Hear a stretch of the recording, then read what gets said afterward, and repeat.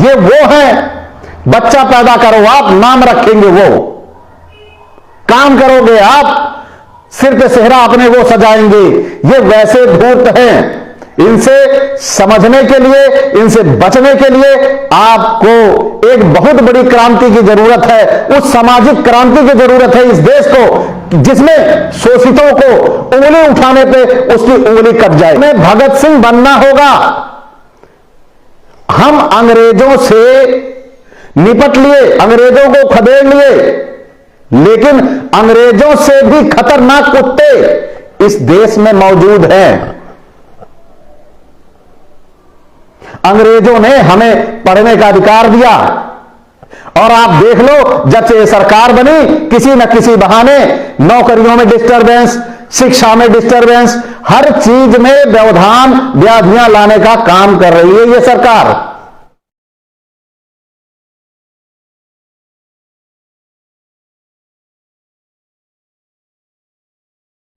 नमो बुद्धाय, जय भीम जी, जय मंडल जी। आप सभी साथियों से बातचीत करने की इच्छा हुई, वर्तमान परिस्थितियों पे थोड़ी चर्चा करने की इच्छा हुई, तो सोचा क्यों ना लाइव आके इस तरह आपसे संपर्क किया जाए। वर्तमान समय में जो चुनाव चल रहा है उत्तर प्रदेश का, इसमें ईवीएम से हो रही हेराफेरी और जबरदस्ती एक जाति विशेष सामंतवादी शक्तियों का जा जाके गांव में जो हमारे समाज के छोटे मोटे नेतृत्वकर्ता हैं, उन्हें धमकी दी कि आप अगर वोट डाले, वोट डालने के बूथ के आसपास भी दिखाई दिए तो अच्छा ना होगा। तो इसी विषय में चर्चा करनी है कि हमारी पार्टियां कितनी रिस्पॉन्सिबल है, कितनी जिम्मेदार हैं। इसके लिए उन्होंने उन तक शिकायत पहुंचाई गई या नहीं पहुंचाई गई, शिकायत अगर पहुंचाई गई तो उन्होंने उसके लिए क्या किया या वो क्या कर रहे हैं। तो साथियों, मुद्दा यह आता है कि ये डकैत जो हमारे वोटों पर डकैती करता है, इसको हम कैसे सबक सिखाएं। इसके लिए अब जरूरत है एक बहुत बड़ी क्रांति की। मनोज जी, नमो बुद्धाय, जय भीम।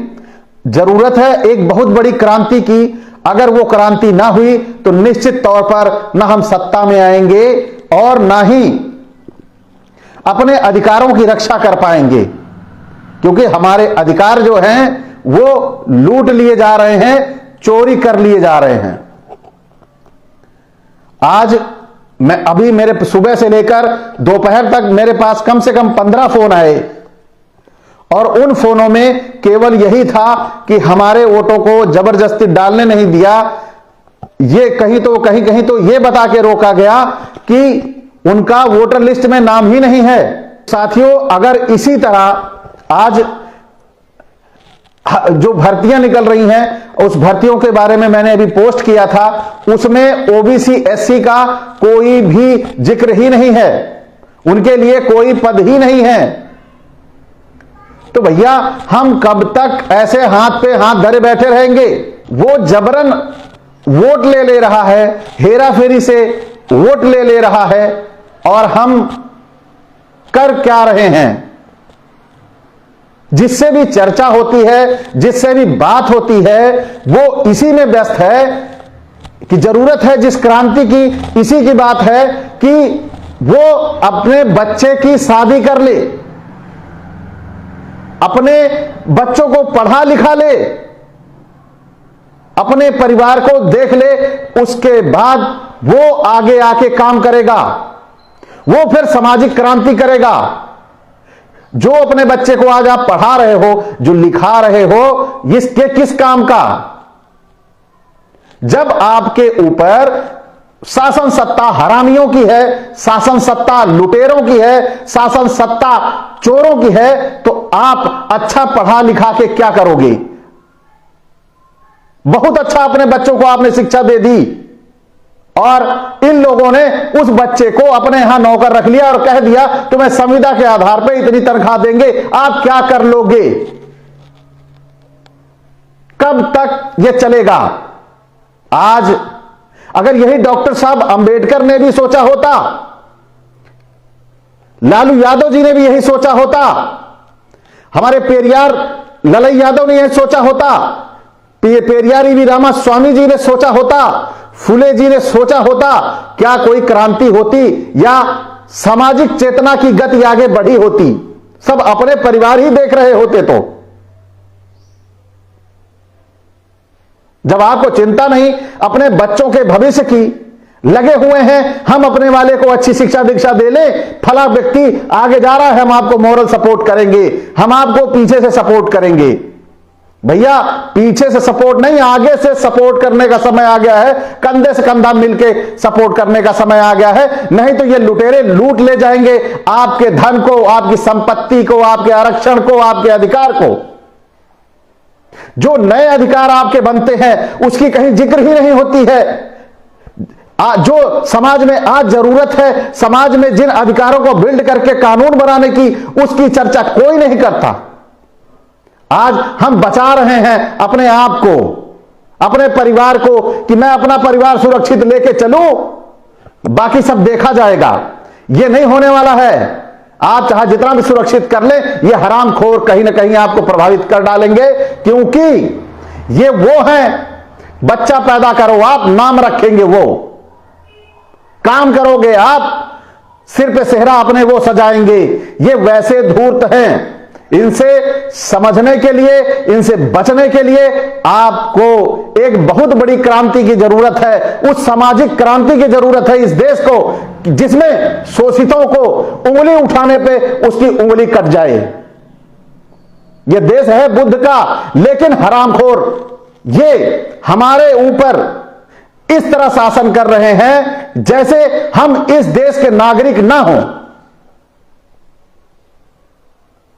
तो हमारी ये जो बर्दाश्त की कैपेसिटी है, आखिर कब तक?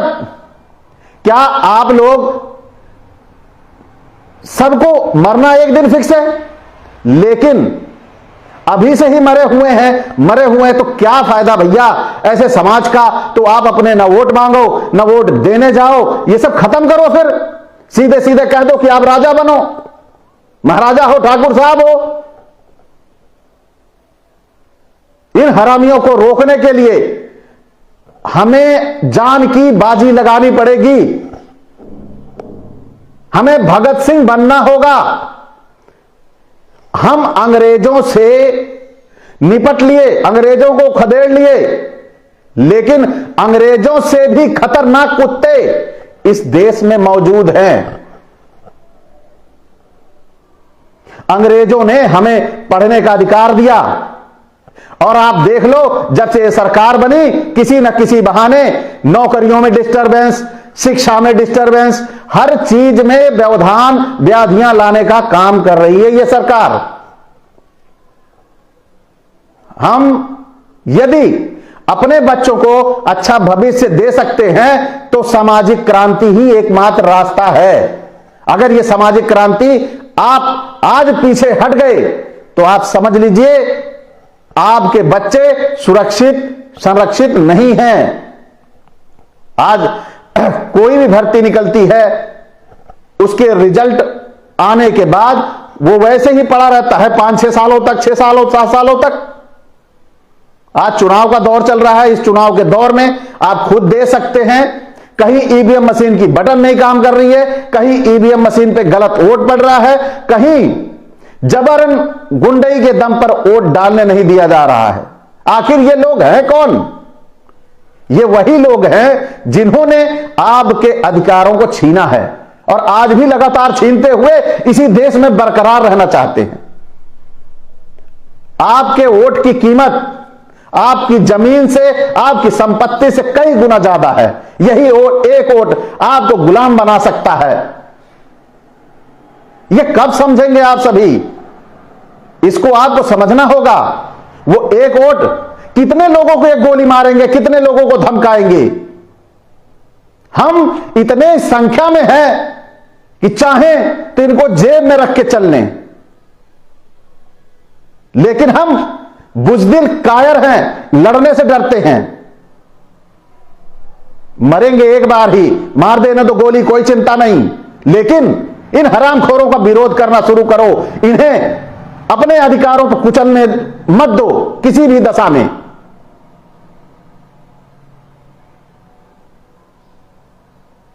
बिल्कुल हमारे साथी दुर्गा प्रसाद बौद्ध जी हैं, वो लिख रहे हैं कि वो हिंदू धर्म और ब्राह्मणवादी व्यवस्था से निकल चुके हैं। भाई साहब, इस व्यवस्था से निकलना इलाज नहीं है।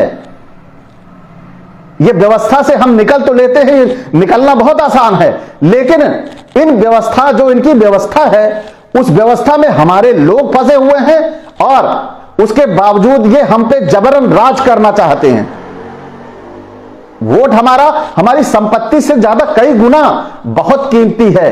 एक मूर्ख को आप पीएम बना के और गृह मंत्री बना के देख रहे हैं, इसका खामियाजा पूरे देश को भुगतना पड़ रहा है। तो आप समझिए अपने वोट की कीमत। चाहे अगर कोई रोकता है, वोट नहीं देने देगा, भिड़ जाइए, मारिए।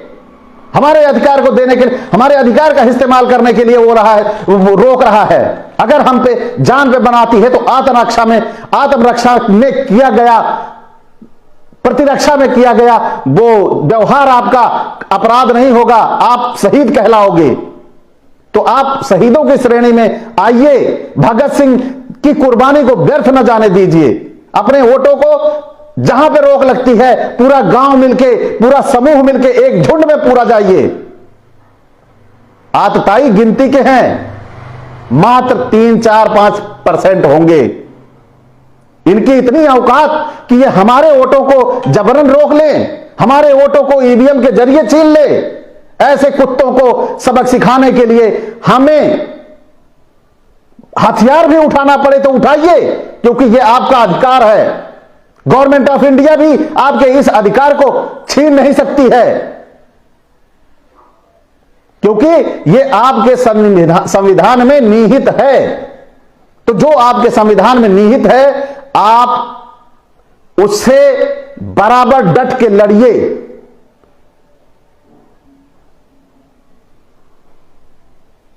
जब तक आप लोकतंत्र की ताकत, अपने संविधान की ताकत को नहीं पहचानेंगे, तब तक कुछ नहीं होने वाला। ये जो अधिकार बनाए गए थे, ये आपकी आवाज थे। आज भी जो कानून बनते हैं, जो कानून बनाए जाते हैं, आप समाज की आवाज होती है, समाज की वो डिमांड होती है, तब वो कानून अधिकार के रूप में आप तक आता है। जब वो अधिकार बन के आपके पास आता है, तो उसका पूरा लाभ उठाने के लिए आपको डटना पड़ेगा। आप ऐसे देश में नहीं हैं जहां पर समानता का व्यवहार किया जाता है। समानता केवल शाब्दिक अर्थों में संविधान के रह चुकी है, जबकि चाहिए कि अगर समानता ना हो तो जो असमानता का व्यवहार करे उसको जेल में होना चाहिए। और आज यदि संविधान का अक्षरशः पालन किया जाए तो कोई भी हरामखोर मनवादी सड़क पे नहीं टहल सकता, जेल में होगा, यह दावा है मेरा।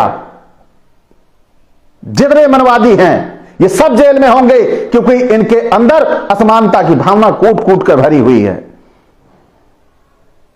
तो आप सभी अपने अधिकारों का हनन होने से बचाइए। आप जागरूक होइए। सामाजिक क्रांति के लिए जान भी देनी पड़े तो आगे आइए।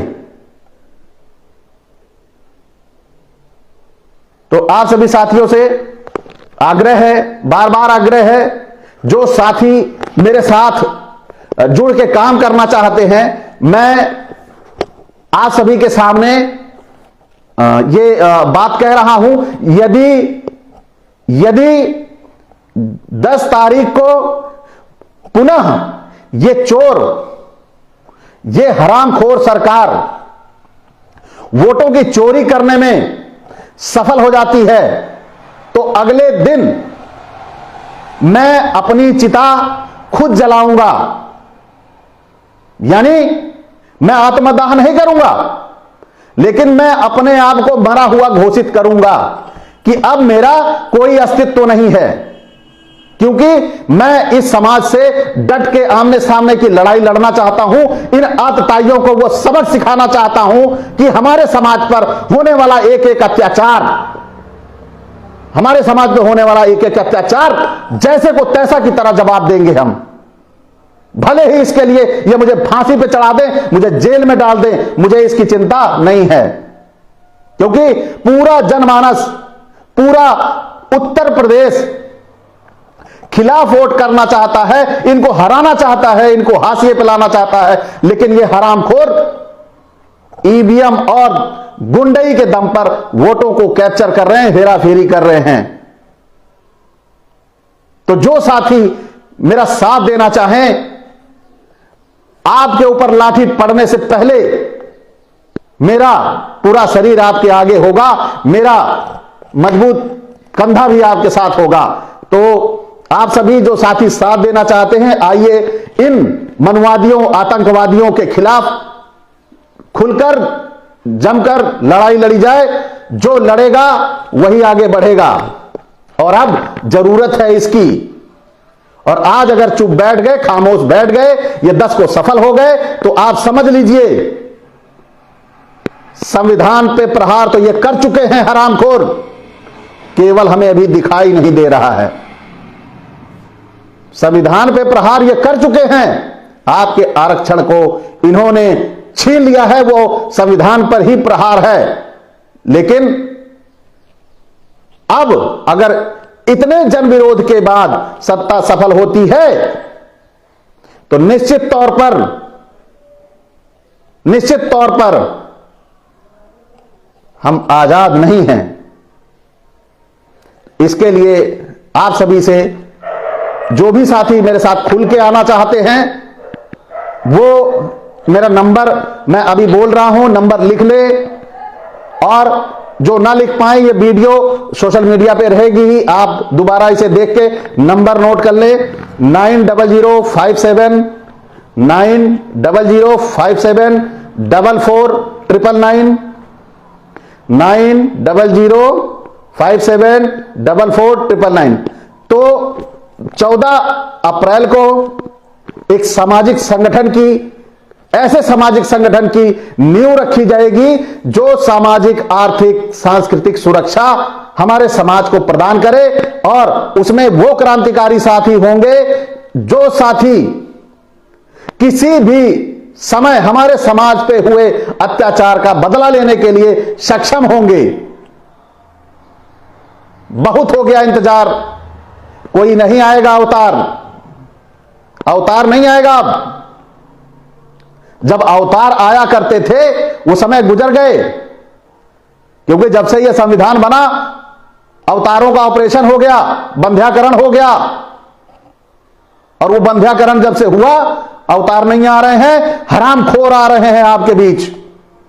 कल को इन्हें देवता बना दिया जाएगा, कल को इन्हें भगवान बना दिया जाएगा। और हमारे जो समाज के, अपने परिवार के लिए जी रहे हैं, इनका भी अस्तित्व खत्म हो जाएगा।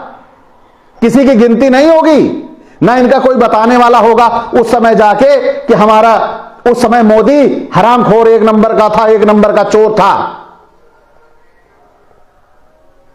उस समय कोई जाके बताएगा नहीं, क्योंकि आज जो मीडिया इसका बखान कर रही है, इसके कृत्यों को बढ़ा चढ़ा के रिप्रेजेंट कर रही है, आपके बनाए हुए जो वीडियो होंगे, जो लेख होंगे, इनको छिन्न भिन्न कर दिया जाएगा, नालंदा की तरह जला दिया जाएगा। तो शुरुआत करिए आप लोग, एक ऐसे क्रांति की आगाज करिए जो क्रांति इन हरामखोरों को चैन से बैठने न दे, चैन से सोने न दे। बैटिंग हम करेंगे, बॉलिंग वो करें। कब तक चलेगा? अब हम बॉलिंग करेंगे, वो बैटिंग करें। कोई भी मुद्दा आता है, हम लोगों को मुद्दा दे देता है, किसान आंदोलन जैसे मुद्दा, जानवरों को सड़कों पे छोड़ के मुद्दा, नोटबंदी जैसा मुद्दा, हम उसी में कलह मचाते रह जाते हैं, उसी में दौड़ के परेशान रह जाते हैं। और ये हरामखोर देश की संवैधानिक ढांचे को बदलने के लिए उनको मौका मिल जाता है और ये बदल लेते हैं। ये वो लोग हैं जो पेड़ के पीछे खड़े होकर तीर मारते हैं। ये वो लोग नहीं है जो आपके सामने आएंगे। ये लोग पीछे से तीर मार देंगे, आपको पता नहीं चलेगा और बाल ही हमारा मर जाएगा।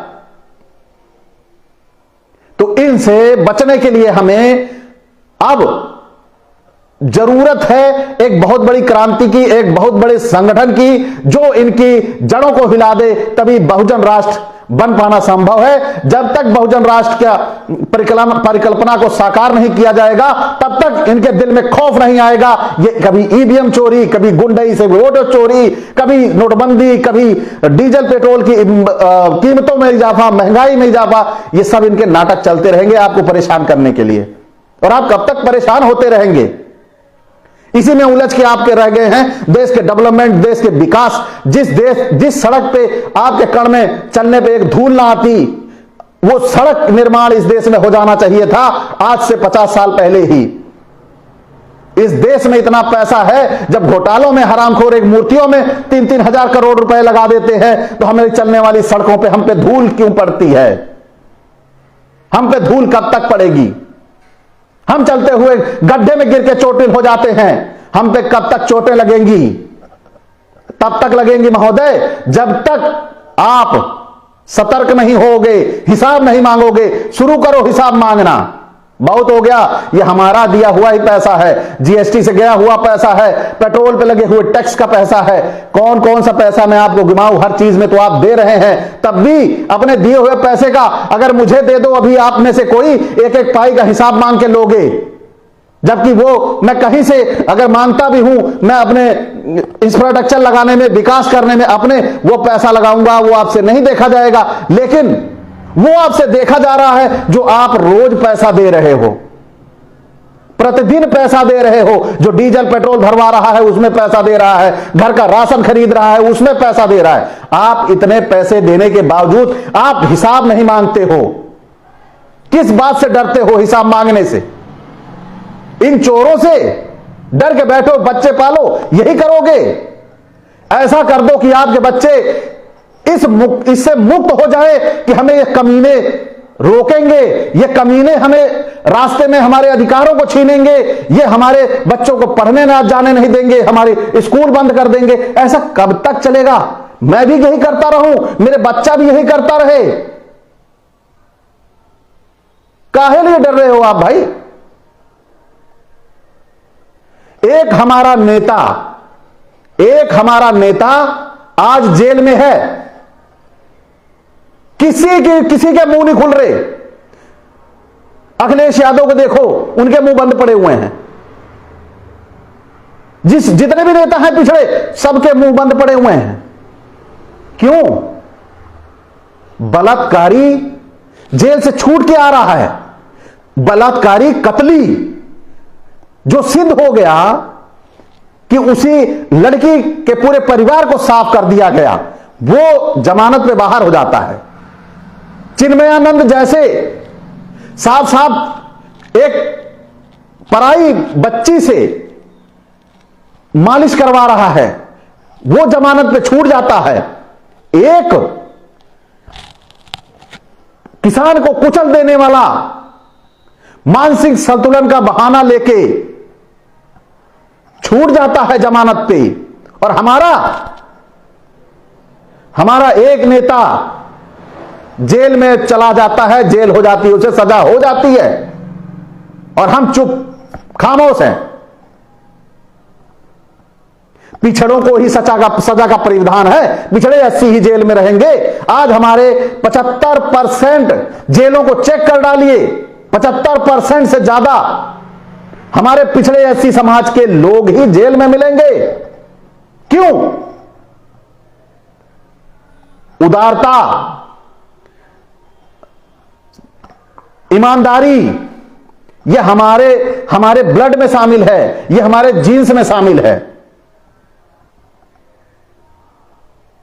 लेकिन हम जेल में हैं, लालू यादव जेल में हैं। क्यों? क्योंकि वो पिछड़े हैं, क्योंकि उनका समाज लाभ तो लेना चाहता है लालू यादव का, लेकिन उनके लिए लड़ना नहीं चाहता। आज डॉक्टर अंबेडकर ने जो लड़ाई लड़ी थी, उसका लाभ सभी ले रहे हैं, सबको इक्वल रूप, बराबर रूप से मिल रहा है। लेकिन उनकी मूर्ति तोड़ दी जाती है, विखंडित कर दी जाती है। होता क्या है भाई? जिन कुत्तों ने तोड़ा है उन्हें फांसी होनी चाहिए, लेकिन होता क्या है? नई मूर्ति लाके लगा दी,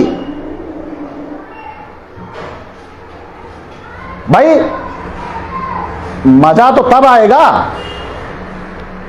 जब उन्हें उसके लिए बाकायदा सजा मिले, तब इनके जो मंसूबे हैं, जो इनकी हिम्मत है, वो तभी टूटेगी।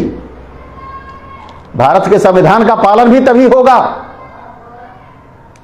तो आप सभी साथी थोड़ा जो व्यथित हूं कि देश की स्थितियों को और अपने लोगों की प्रताड़ना को देख के तो रहा नहीं जाता, और मैं 10 के बाद यदि मनवादी सफल हो जाता है तो 10 के बाद मैं चैन से नहीं बैठूंगा और ना इन मनवादियों को बैठने दूंगा। यह आप सभी से वादा है, क्योंकि मैं भगत सिंह, डॉक्टर अंबेडकर जैसे लोगों की कुर्बानी, त्याग को अब बर्दाश्त नहीं कर सकता, न देख सकता हूं। जिसकी हिम्मत हो, जिसका साहस हो, जो वीर हो, जो साहसी हो, वो साथ आ जाए। जो बुज़दिल हैं उन्होंने तो हमेशा ही चमचा बनकर साथ दूसरों को दिया है। तो ज्यादा आप सभी को डिस्टर्ब ना करते हुए, जो मेरी आगे की प्लानिंग है, जो मेरी हार्दिक इच्छा है, वो मैंने आप सभी को बताई, और आप सभी साथियों से इस विषय में अच्छा साथ की अपेक्षा है। एक ऐसे साथ की अपेक्षा है, यदि जिस दिन, मैं ये नहीं कह रहा हूं जिस दिन मैं राजनीति के लिए आता हूं आप मुझे लाठियों से कूट के मार देना, मैं लिख दूंगा कि मैंने स्वतः अपनी स्वयं, मेरी अपनी इच्छा थी ये कि मैंने अपने आप डंडे मारे हैं।